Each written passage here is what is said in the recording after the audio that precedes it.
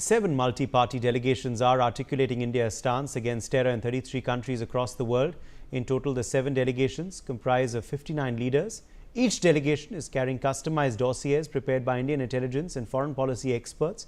These dossiers highlight Pakistan's decades-long support and promotion of terror. They detail direct links between Pakistani state institutions and terror outfits like the LET, the JEM and the Haqqani network. Additionally, clinching evidence from Mumbai, 26/11, Pathankot, Pulwama and Pahalgam attacks are elucidated upon. The financial and digital trail of terror funding from Pakistan to sleeper cells in multiple nations are also detailed. Apart from this, the Indian delegations are speaking about Pakistan's non-compliance with Financial Action Task Force norms. They are also highlighting the major international terror attacks, including the 9/11 World Trade Center attacks and the 2005 London bombings that are direct or indirect links to Pakistan. Last but not the least, the delegations are emphasizing upon the safe haven status enjoyed by UN designated terrorists such as Hafiz Saeed and Masood Azhar on Pakistani soil. Well, joining us now is Lord Rami Ranger, a parliamentarian from the United Kingdom. Welcome. Thank you for being with us today. How do you view India's efforts to send delegations to various countries abroad?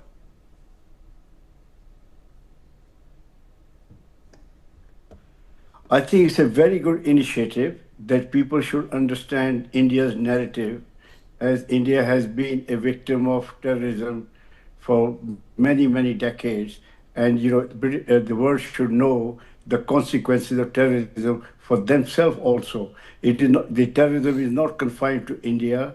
It can, if there is a war today, the war will affect the global community.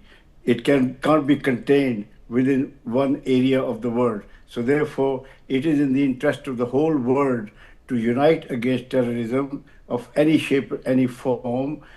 So therefore, it is very important that we galvanize the support from the world community for our endeavor to get rid of this scourge from the humanity of terrorists who come with a surprise element and kill innocent people who have nothing to do with the conflict or with them. So that, I think, is a very good initiative, and we should be proactive rather than be reactive. So I think Prime Minister Modi has done the right thing, having all-party delegation to project India as one. In fact, Lord Ranger, the camp India hit in Muridke was the same place that trained 2005 London bomber as well. Shouldn't the UK thank India for ensuring justice to the 52 people killed in those attacks? Superpowers have their interest. They have no friendship with anybody. So they have to look at their interest, what suits them. They're not going to worry about what suits India. So therefore, what India did was in their own interest, because they had huge intelligence. On that basis, India launched, first attack was on the terrorist camp, and when Pakistan responded, then the second attack was on their military bases to show that India means business. So therefore, I would urge my, fellow citizens, although I'm not British, but, my roots are in India, so I feel for India. So they should really understand that there are no one going to rescue them except their own people and their own government. Now, from Paris 2015 to Charlie Hebdo shooting to the Madrid train bombings and the London attacks, why do you think the world as a whole has not been able to tackle the challenges posed by radical Islam? First thing first, in a democracy, votes matters the most. Everybody has a vote, and these politicians who are especially elected, they are very careful that they don't upset any community with large amount of votes to alienate them. So as you can understand, a vote to the other party is loss of 2 to you. So in other words, if 5 million people vote against you, that means you have to secure 10 million votes to neutralize that effect of 5 million. So therefore, plus, the European and the West are a liberal democracy, and they tolerate so many things. But I think things are gone beyond toleration now, tolerance, because more and more people now, with the help of social media, are coming to understand that they have to unite to fight this. But again, you can't help any community unless they want to help themselves. I put the blame on the leadership. A community is as great as its leaders. Therefore, the leaders have to tell the people, their followers, that now in a global village, the world has shrunk through internet, through travel, to planes. We now have to work like a global citizen because we can't just live in isolation, and our action will have a repercussion for a wider world. So I think the world has come to understand that they have to tackle, not for the benefit of other people, but the benefit of those people who are the victim of any radical religious fanatics, because they first attacked others and then they attack their own people. So therefore, they are not, radical people are not scientists, teachers, or doctors helping humanity. They are only there to spread hatred and divide humanity for their own selfish gains. Now, India has also been piloting a UN resolution to define terrorism. Do you believe it's time to do that then in order to tackle renewed threats and challenges? 100%. We have to be vocal because we are, but when I say we, my country of origin has been a victim of terrorism. Innocent people have been killed. You must remember the Mumbai attack. You must remember the Pathankot. You must remember Pahalgam. Then, recently, and then so many attacks on the Indian Parliament itself, and J&K Assembly also. Many innocent people have lost their life for no good reason. So therefore, it is India's responsibility to protect their citizens by getting international support and also getting services, like intelligence, at the world-class level, so we can avoid any sudden attack, which they do, because they have the surprise element on their side. They decide when to attack, where to attack. So therefore, India has to be proactive, protected, especially where in J&K, where there is a place where tourism is going to develop and people are going for tourism, and these terrorists want to damage the local economy because they're no friend of anybody. They're only friend for their own agenda, and that is somehow to create havoc in the world and then damage the development of the world. So therefore, I urge my country of origin that they should really put visible force on the streets so people feel secure that they are surrounded by the security personnel. Also, Lord Ranger, India wants a united front against states and countries that are sponsoring proxies for terror purposes. Do you believe the UN now needs to identify officially these states that are doing this? Nothing is easy unless we try harder, and we have to try hard. And first of all, we have to identify terrorists and their friends and families, and we have to bring to task, because end of the day, these terrorists are not bringing anything good to the world.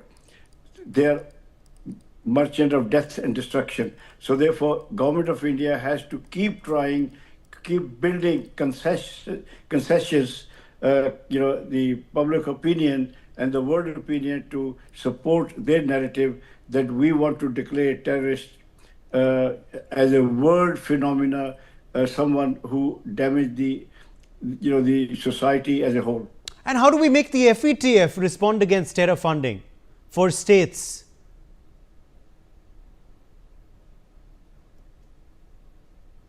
Well, again, United Nations can play a very important role if we can identify that this state is funding terrorist camps and terror organization. We should highlight them, bring them.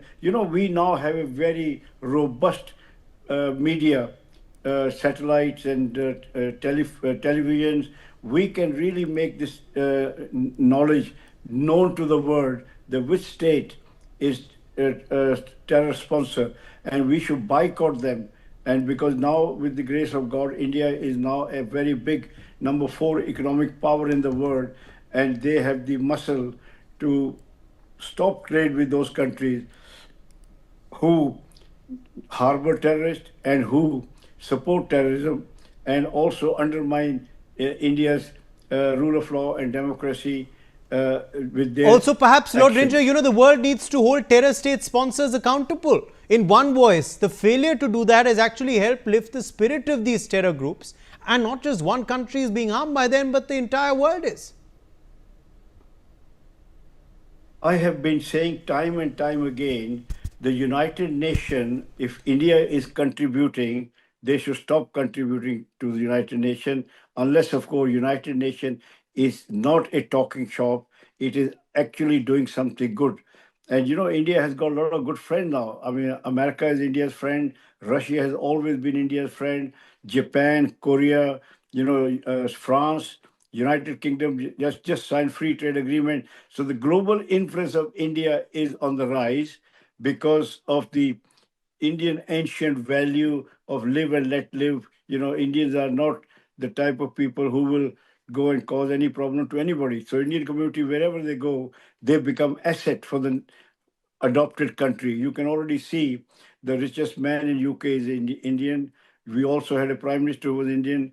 We have businesses like Tata is one of the largest employer in United Kingdom. Many countries benefit from the Indian diaspora. So therefore, there are friends of India. And to this time around, the American government is full of influential Indians. And government of India, I would urge them to have a meeting with them, yearly meeting, to invite the son of and daughters of India to come to Mother India and sit down and talk to the prime minister or the president or the leader to know what their Mother India is seeking from them to help bring about a positive change in the world where the citizen can go about their daily routine without fear of terror attacks. So I think we are in a very better position, but we have to leverage like you are talking to me, I'm in United Kingdom, and I have been working behind the scene to make the case for free trade agreement, saying that we share each other's value. You don't have to watch your back. We have a secular democratic country, rule of law at the heart of governance. Together, we will make a great partner because friendship only flourishes when you share each other's values. If I cannot have a friendship with somebody who's either a gambler or a alcoholic or somebody, I have to have friendship with like-minded people with whom I sit and enjoy. So therefore, United Kingdom understood that the benefit of having free trade agreement with a country where you don't have to watch back, unlike China, you have to watch your back and front. India is a very sober, stable country. We have a history of 200 years of working together. You know each other. And therefore, they bought this narrative and look where we are. So similarly, we will have a free trade agreement with many other countries that increases Indian influence globally. And Indian diaspora, believe you me, is the most powerful in the world because they have excelled because of their Sanatani values, because they inherited, ancient civilization. We are taught Vasudeva Kutumbakam. The word is, we are not, given hatred to anybody. We live and let live. You can see the amount of cultures, nationality, languages, religion are thriving in India.